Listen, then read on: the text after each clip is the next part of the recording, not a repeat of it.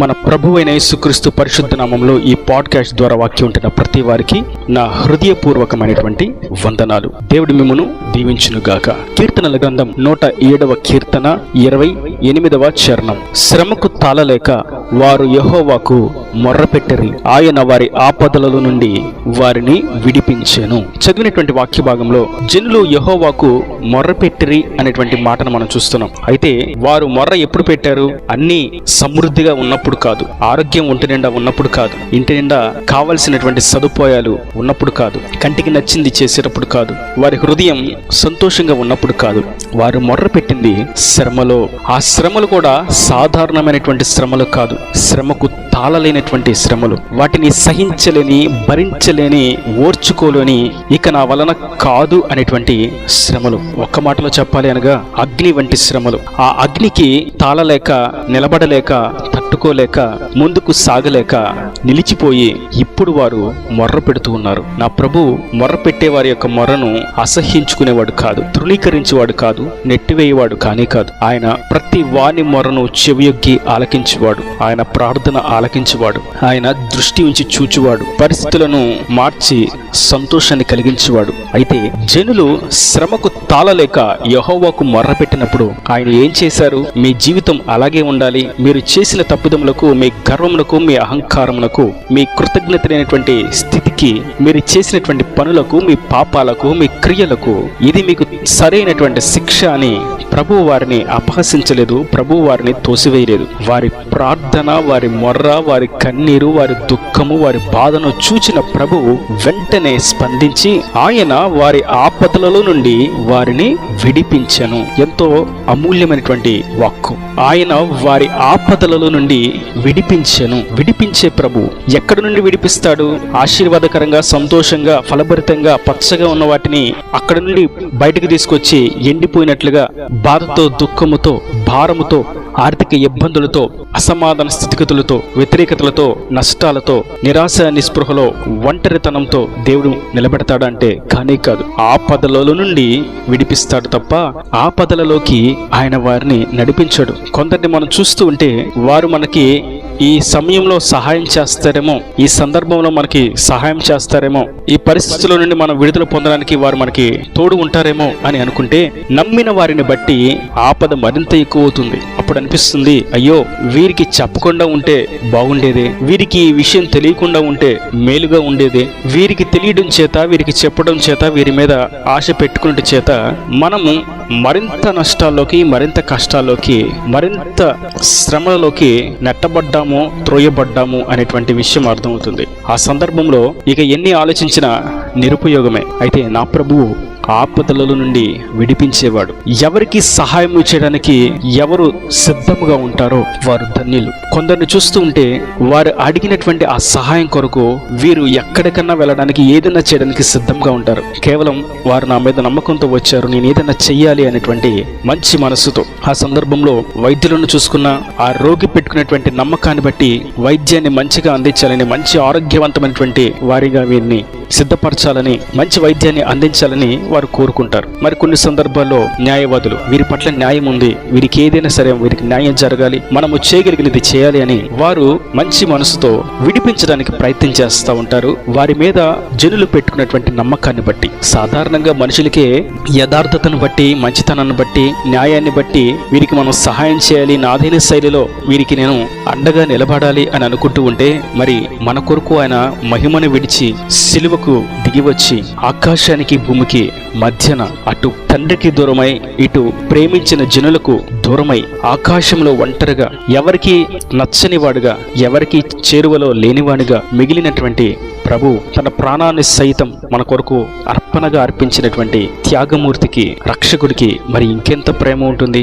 ఆయన ఇంకెంత తన మీద నమ్మకం పెట్టుకున్న వారిని, తన మీద విశ్వాసం పెట్టుకున్న వారిని ఇంకెంత గొప్పగా విడిపిస్తారు. అవును, ఆయన మరింత గొప్పగా భీకరమైనటువంటి కార్యాలతో విడుదల కలుగు చేస్తాడు. మనం కొందరిని చూస్తూ ఉంటే ప్రార్థన చేయడానికి, మొర్ర పెట్టడానికి వెనుకంజ వేస్తూ ఉంటారు. కానీ ఈ వాక్యం సెలవిస్తుంది మనకి, మీరు మొర్ర పెడితే, మీరు ప్రార్థన చేస్తే నేను మిమ్మల్ని విడిపిస్తాను. కానీ కొందరు ప్రార్థించడానికి మొరపెట్టడానికి అయిష్టులుగా ఉంటారు. వారికి వచ్చినటువంటి సమస్యలను బట్టి, శ్రమలను బట్టి, నష్టాలను బట్టి, ఓటములను బట్టి, పరిస్థితుల శ్రమల వలయాలను బట్టి, ఇబ్బందుల కొలిమిని బట్టి వారు ప్రార్థించడానికి, దేవుడికి మొరపెట్టడానికి వెనుకడుగు వేస్తూ ఉంటారు. మరికొందరు అంటారు, దేవుడు నాకేం చేశాడు, ఆ దేవుడే ఉంటే నా స్థితి ఎలా ఎందుకుంటుంది, నా బ్రతుకు ఇంకా ఇలాగే ఎందుకున్నది, ఆయన ఉన్నవాడైతే నాకు సహాయం ఎందుకు చేయట్లేదు అనేటువంటి అవిశ్వాసముతో సందిగ్ధాల మధ్య దేవునికి మొరపెట్టడము, ప్రార్థన చేయడము, విజ్ఞాపన చేయడము, ఆయనను స్తుతించడము అనేటువంటి అతి శ్రేష్టమైనటువంటి క్రియకు దూరంగా నిలబడతారు. కానీ ఈ వాక్యం మనకు ధైర్యమును కలుగు చేస్తుంది. ఆయన మొర్రపెట్టే వారిని విడిపిస్తాడు.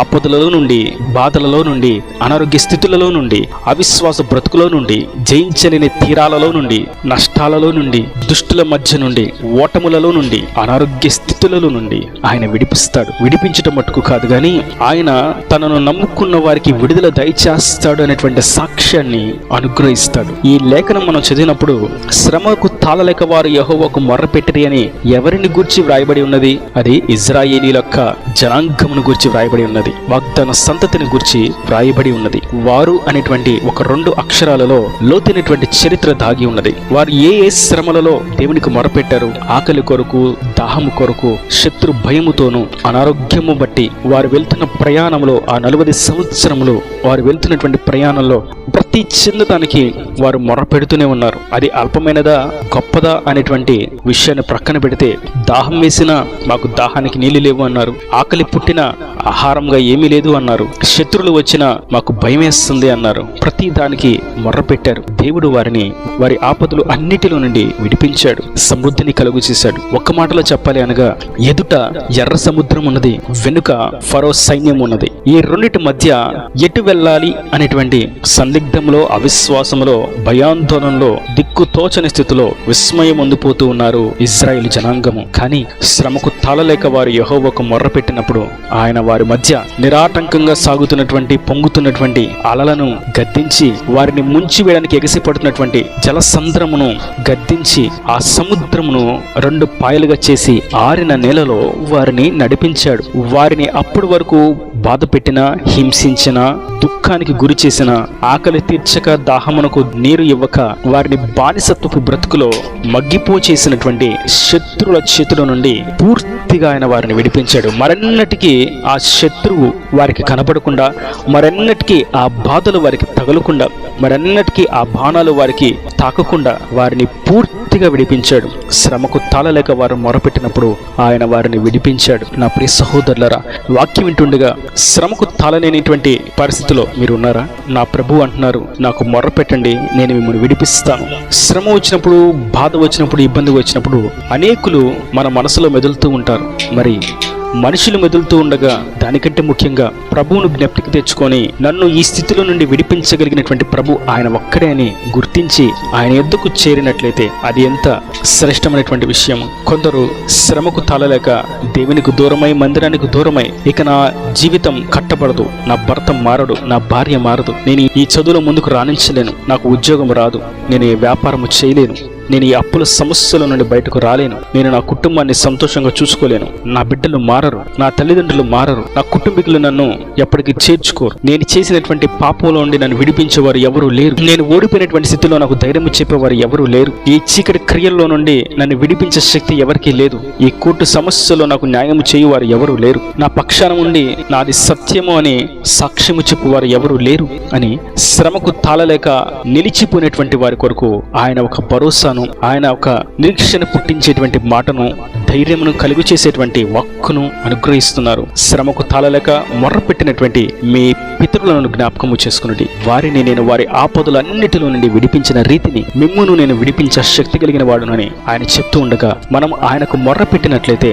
మన శ్రమలను బట్టి, మనము నలిగిపోతున్నటువంటి పరిస్థితులను బట్టి ఆయన మీద నిరీక్షణ ఉంచి విశ్వాసంతో ప్రార్థించినట్లయితే ఆయన నిశ్చయముగా ప్రతి ఆపదల నుండి, ప్రతి బాధల నుండి, ప్రతి బంధకంలో నుండి, ప్రతి కన్నీటి లోయల నుండి, ప్రతి ప్రతి కృంగిన గోతిలో నుండి ఆయన లేవనెత్తువాడు, నిలబెట్టువాడు, విడిపించేవాడు, సాక్షిగా నడిపించేవాడు. ఈయన దేవుని మాటలు ప్రతి వాని హృదయంలో నీరు కట్టి ఫలింపు చేయను గాక. ఆమేన్. God bless you. తలలో ఉంచి కన్నులు మూసినట్లయితే మీ కొరకు చిన్న ప్రార్థన. ప్రేమ స్వరూపీకరణ కటాక్షం గల తండ్రి, నా ప్రభు ఈ వాక్యాన్ని ప్రతి వారిని నిండాలుగా దీవించండి, ఆశీర్వదించండి, క్షేమాన్ని కలుగ చేయండి. శ్రమకు తలలేక మొర్రపెట్టినప్పుడు మా పితరులను మీరు విడిపించిన రీతిన ఈ వాక్యమైన ప్రతి బిడ్డను మీరు విడిపించండి. మనందరినీ మీ చేతులు సమర్పించుకుంటున్నాం. ఇంకా ప్రతి వారి అవసరతను అక్కర్ను నీ మహిమలు తీర్చి ప్రతి శ్రమల్లో నుండి జనులను విడిపించి నీ సన్నిధిలో సాక్షి నిలబెట్టి నీ రాకడ రాజ్యంలో సిద్ధపరచమని యేసు పరిశుద్ధ నామమున ప్రార్థించి వేడుకుంటున్నాను తండ్రి. ఆమేన్. ఆమేన్.